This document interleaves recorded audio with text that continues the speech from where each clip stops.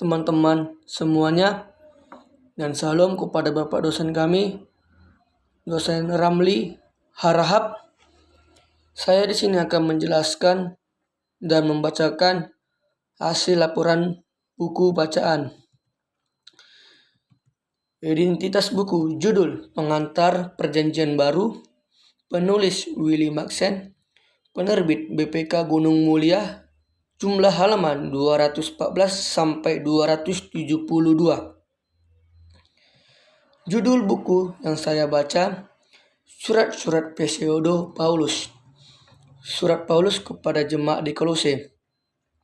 Surat Paulus dapat dibagi dalam 4 bagian, yaitu yang pertama, ia dimulai dengan pembukaan, ucapan syukur, dan doa syafaat, di mana pembukaannya ayat tertulis Kolose 1 ayat 1 sampai 11 dan Kolose 1 ayat 1 sampai 2. Yang kedua, tahap kedua mengandung semacam penerapan praktisnya.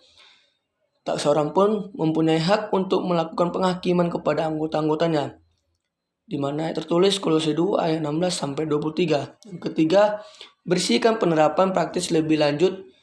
Para pembaca telah dibangkitkan bersama Kristus.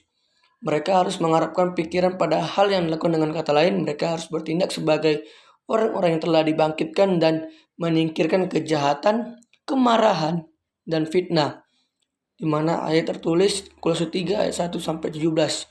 Dan terakhir, munculnya sejumlah anjuran umum mengenai doa dan tingkah laku yang benar, di mana ayat tulis Kolose 4 ayat 2 sampai 6. Dengan kata tak ada acuan jelas terhadap suatu gereja. Paulus ada suatu kejajaran dari surat ini yang biasa kita temukan dalam Filemon 1 ayat 1 dan Roma 1 ayat 6. Dan kita akan membahas Epafras. Yang untuk pertama kali menyebutkan nama Epafras yang memperhadapkan suatu masalah bagi kritik tekstual. Epafras adalah wakil Paulus di jemaat yang pelayan dan dikasihi dalam pelayanan Kristus yang setia. Dalam tujuan surat ini adalah untuk memberikan dukungan Paulus kepada ajaran Epafras. Dalam hal ini pertimbangan tadi merupakan usaha untuk membela kekristenan Paulus terhadap kesesatan atau menyerang kesesatan ini dengan mengacu pada apa yang Paulus katakan dengan Epafras. Kita akan membahas keadaan gereja dan persoalan kepengarangan Kolose. Keadaan di Kolose sampai batas tertentu sudah jelas. Jemaat ini terancam oleh ajaran sesat gnostik Yahudi. Tapi kita tidak dapat memastikan seberapa jauh ajaran itu menyusup, apakah telah menyebabkan terjadi konflik terbuka. Surat Paulus kepada jemaat di Efesus. Hubungannya dengan surat Kolose. Tentu ada hubungannya dengan surat Kolose. Pemikiran yang berbeda, banyak perbedaan dalam rincian. Suatu hubungan yang meluas antara keduanya. Persamaan Tikhikus disebutkan sebagai pembawa surat itu yang harus memberitahukan para penerimanya tentang keadaan Paulus dan menghibur hati mereka. Dan persinggahan di Efesus ini ditunjukkan oleh Theodorus dari Mopsuestia pada awal abad ke-5 dan yang dikirimkan oleh Paulus ke Efesus. Demikian surat ini.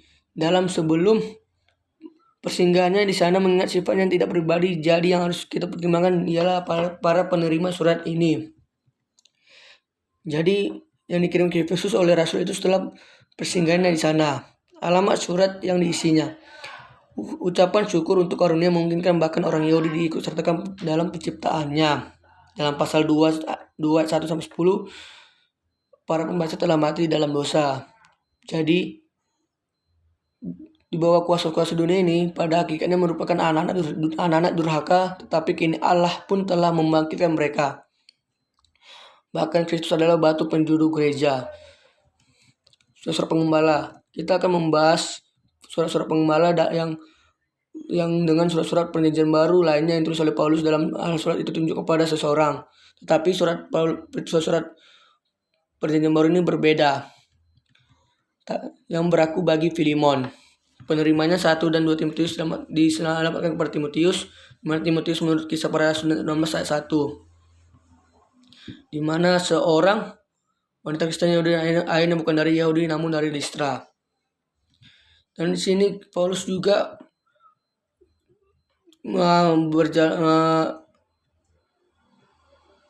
dan Paulus juga kita akan membahas pemenjaraan di Roma. Bila dalam terang pengamatan yang kita sejauh ini orang masih belum mau menerima pseudemitas surat pengembalaan, di mana pemenjaraan Paulus yang kedua di Roma bila ini dibutuhkan jelas akan menyingkirkan banyak kesulitan karena tidak ada bahan yang tersedia untuk bahan ini.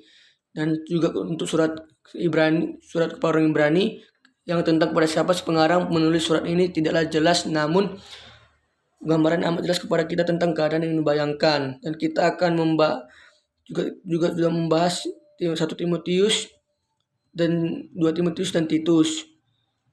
Masing-masing juga akan membahas tentang surat pembukaan, tetapi 1 Timotius ini membahas pembukaan yang disusun dengan bagian pengembala.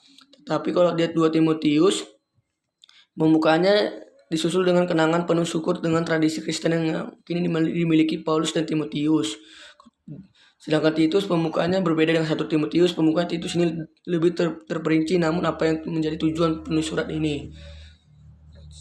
Saudara-saudara dan kepada Bapak dosen, jika ada salah dengan penjelasan saya dan jika kurang jelas mohon maaf sebesar-besarnya. Salam sehat, salam Tuhan memberkati.